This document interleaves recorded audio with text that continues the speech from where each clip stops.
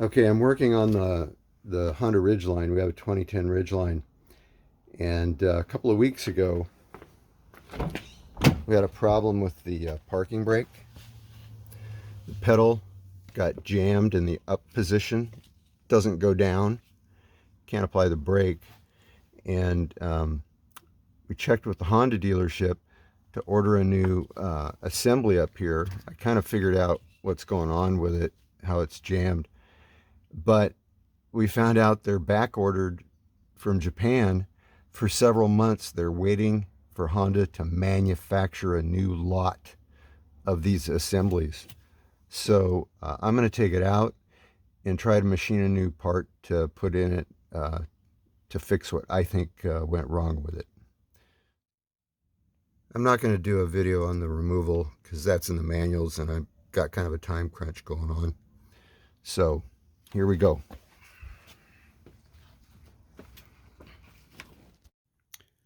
Okay, so here's the brake pedal assembly removed from the truck. Got it on the workbench. It's held down with a C-clamp here. It's rotated 90 degrees. Okay, this is the top, and this is the front side that goes against the firewall. So it normally sits like this, right? But I've got it clamped down so you can see it. But the way it works is you apply the brake, then you pull a release lever and it pops back up.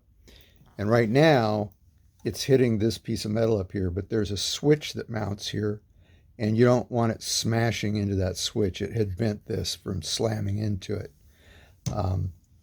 So the way they stop it normally is there's a cam here on this assembly that swings. And this cam comes up against a pin that goes across here.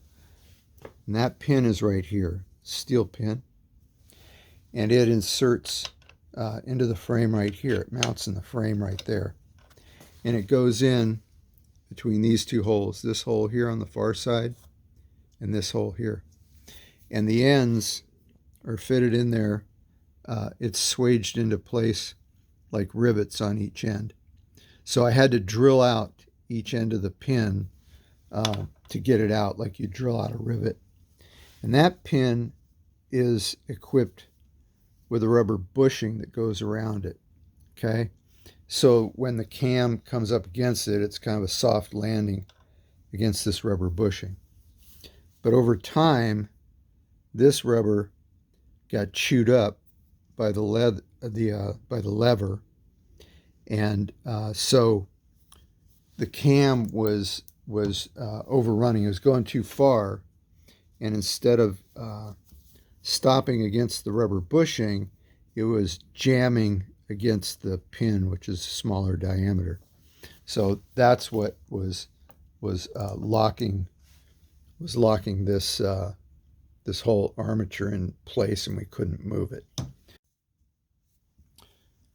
So I made a new pin, and I took a 1/4-inch bolt, cut it here in the middle, and then threaded it and held the thread back just enough so that the full diameter of the shank bears against the metal of the frame. So it's a good snug fit. The threads don't go into the hole area. And along with that, I made a new bushing. This is made from 3/4-inch acetyl plastic rod, which is extremely tough material. It's very strong. And I'm hoping that that will withstand the pounding from the armature. I bored out these holes. They were 6 millimeter, and I bored them out to exactly 1/4 inch on the milling head. Used it as a precision drill press, so that it's a good snug fit on the shank of this 1/4-inch pin that I made from the bolt. Well, I didn't get any video of the milling, using the milling head to bore out the holes, but I did get a couple of photos that you can see how I held the assembly in place on the milling table. I've got it clamped in here, and Fortunately, I had a couple of scrap aluminum cubes that were just the right height to clamp it down, keep it level. And on the back side, I used a couple of the triangular serrated blocks from the clamping set to make a pillow block just the right size. Then from there, I just went ahead and mounted a 1/4 inch end mill 4-point onto the milling head and bored both of those holes through very precisely on a single center line right through both of them. Worked really well.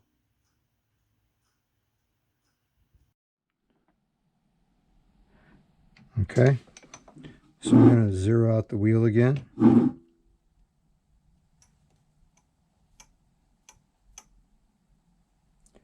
Right there.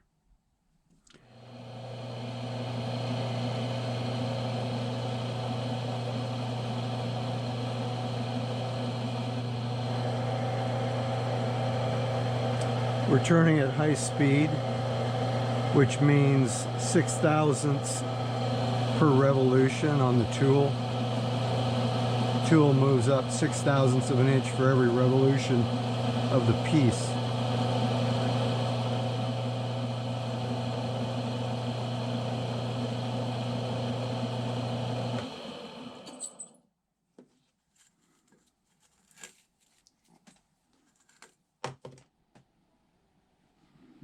All right. See where we're at.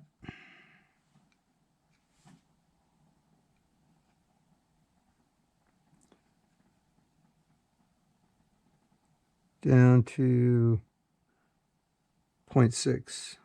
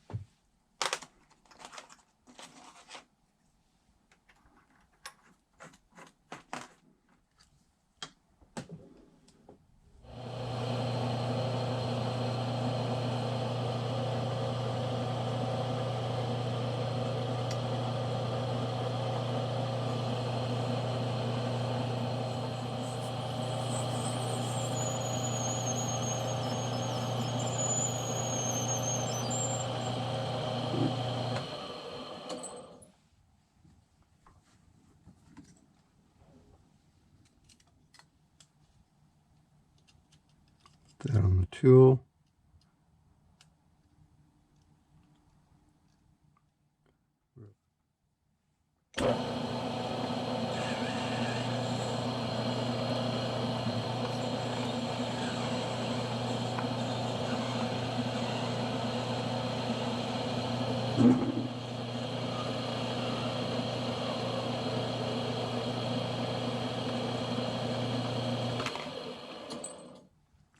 There's our piece.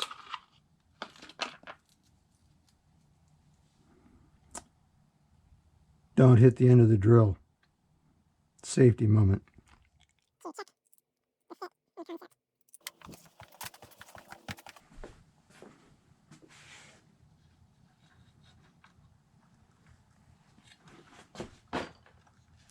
It's going to fit in there.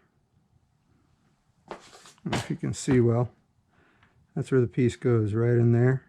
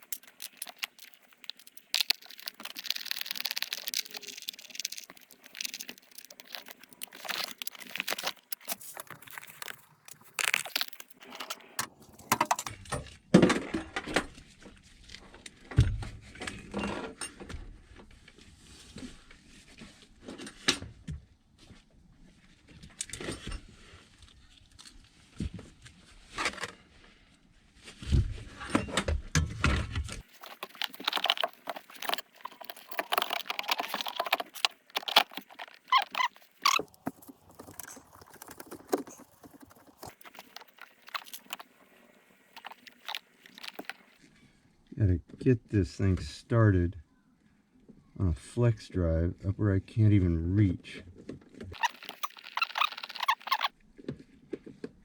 Oh, wonder of wonders, it took.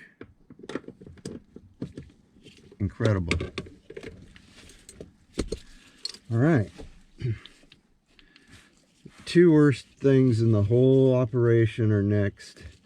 I got 2 bolts to put in up top where I can't reach and I can't really see while I'm doing it.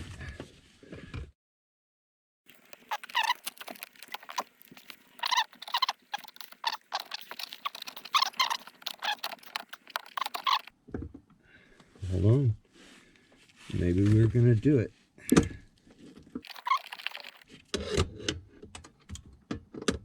Hallelujah. It took. Amazing. Alright. See if you can reach the other one with a straight drive. Maybe. Maybe I can get them both.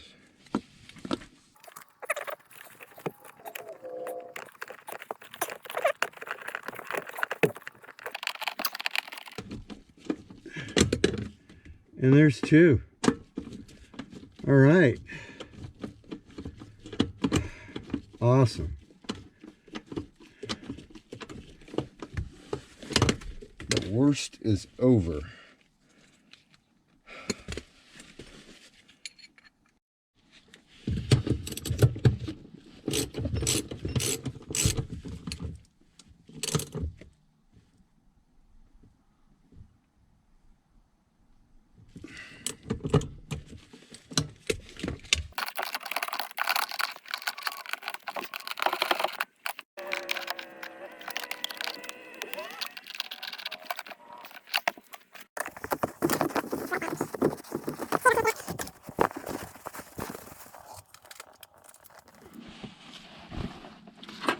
Got to get this cable hooked in.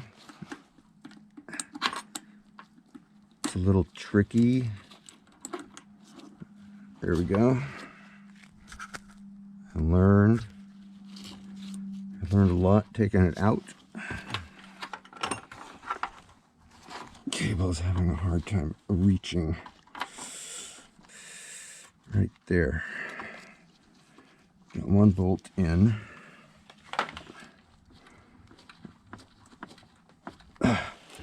Second bolt, I just really didn't want to get in there.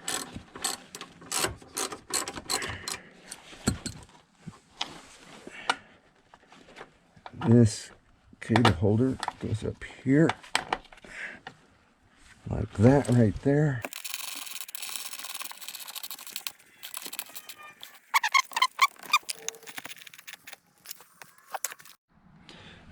All right, the only thing left down here is to get the spring in here, the retractor spring, which looks like this right here.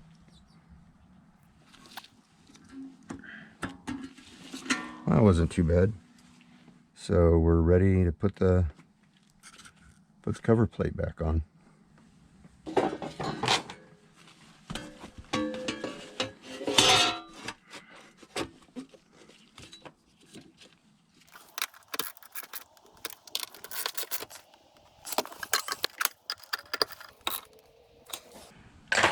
All right, and we're buttoned up down below. Put the carpet back down, just like that.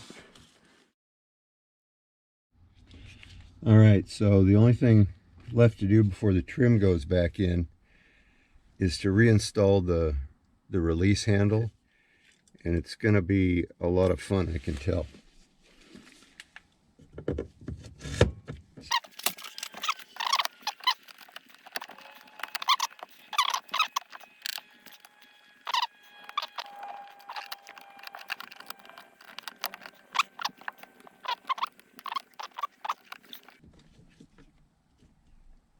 And that appears to be it. All right, let's see what happens.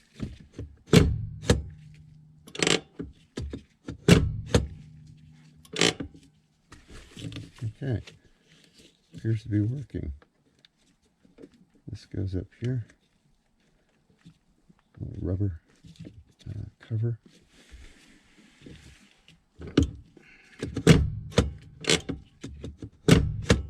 We're getting there. Hallelujah.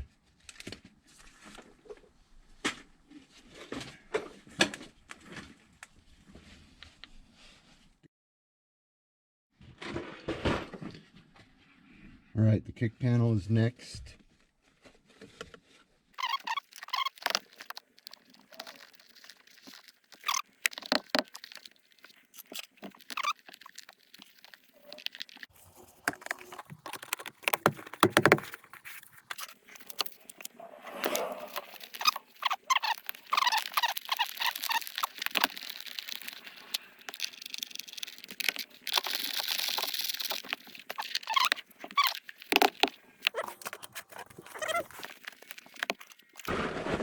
Floor mat.